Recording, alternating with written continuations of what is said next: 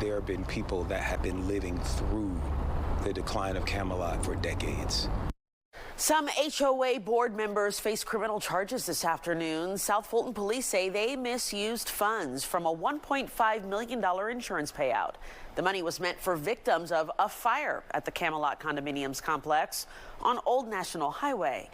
Fox 5's Deidre Dukes is live at the complex with details now. Deidre.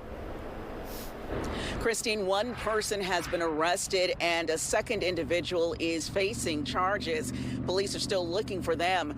Now, investigators say that the victims were preyed on by these suspects who stole a lot of money from them, money that was supposed to be used after these victims lost their homes in a devastating fire in 2020.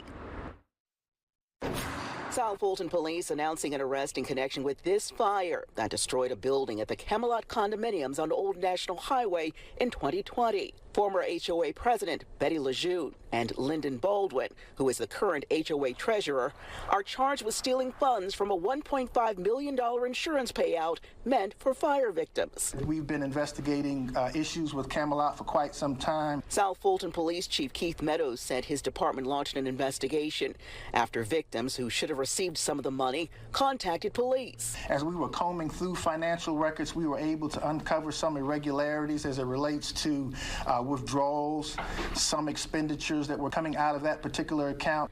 Lejeune and Baldwin are charged with theft by conversion and theft by taking. In one instance, investigators reportedly found $26,000 that was taken out of the account was unaccounted for. In a second instance, a check in the amount of $9,800 was written out to an HOA board member.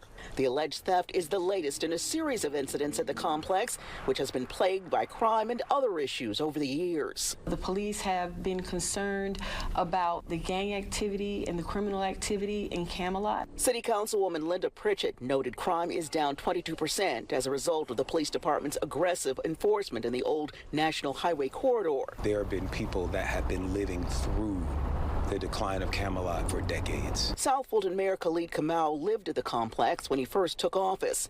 He urged residents to share the concerns with city leaders and law enforcement. If you have information either about this building or just other things that have happened at Camelot that you have concerns about, now is the time, to come forward.